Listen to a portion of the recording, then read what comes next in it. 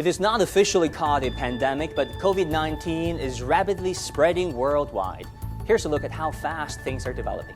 This is late January. As you can see, the vast majority of cases were in China. A month later, cases outside China began to grow, and it only took another week for the virus to spread to every continent except Antarctica. 72 countries outside China have reported over 10,000 cases. On March the 4th, 14 times as many cases were reported outside China than inside. A few challenges so far in the fight against COVID-19. The first is a cover-up mentality, which proved to be the worst enemy of an epidemic. In Hubei, the epicenter, local officials should have disclosed and reported more information sooner to avoid a larger outbreak. In South Korea, the founder of a religious sect did not disclose his travel history to Wuhan and resulted in half of the country's current infections. The second challenge is a lack of a nonpartisan coordinated national response. The mortality rate in the U.S. as of March 4th is 8%.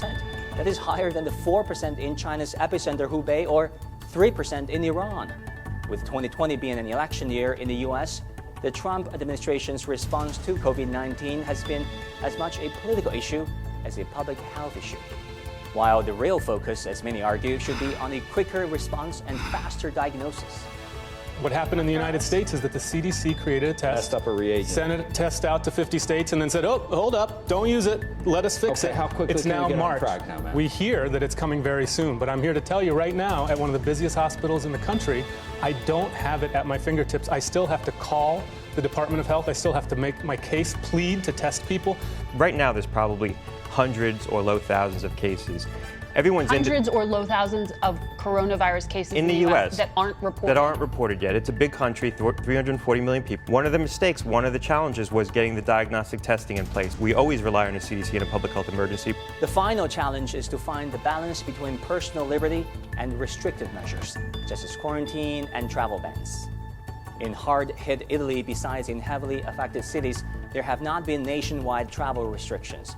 With EU's open borders, Italy exported the virus to 14 countries in a week. This while some residents in Italy refused to wear masks and went on a protest, demanding the government to give back their, quote, liberty, a demand that apparently angered an Italian parliamentarian who believes it is better to be safe than sorry. Folli, siete veramente folli. Mi tolgo la mascherina e vi dico, io in quelle 3 regioni, voi state meglio così o io con la mascherina? And in France, some people shared a similar story. 法国人没有戴口罩的习惯，但是估计现在会有了。不过现在好像买不到口罩了，只能去看医生，然后医生跟你说可以买口罩，你就可以去买，不然药房就不卖给你了。我也不知道为什么。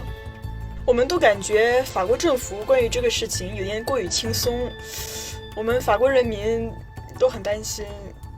我要赶快回中国。In the U.S., experts say there could be legal issue for large-scale quarantine, even though top experts say under some circumstances, extreme measures proved effective. With the amount of freedom we enjoy in this country, are we capable of the same response that China has taken in? Well, that's going to be the billion-dollar question, because quarantines here may be unconstitutional. We've seen the comprehensive measures that China has taken, and we believe that that has had an impact on changing the natural trajectory of the outbreak in China. With following these fundamental measures of looking for cases, looking for contacts, social distancing, hand washing, respiratory etiquette, readying your systems, having an aggressive approach to this, we believe that a reduction in cases in other countries, including Korea, including Italy, including Iran, everywhere, that this is possible. If the COVID-19 has taught us anything, that is, in face of an unknown disease, perhaps there's no such thing as a perfect response system. All countries need to own up to their limitations, be adaptable, respect science, avoid mistakes made, and follow practices that have proven effective.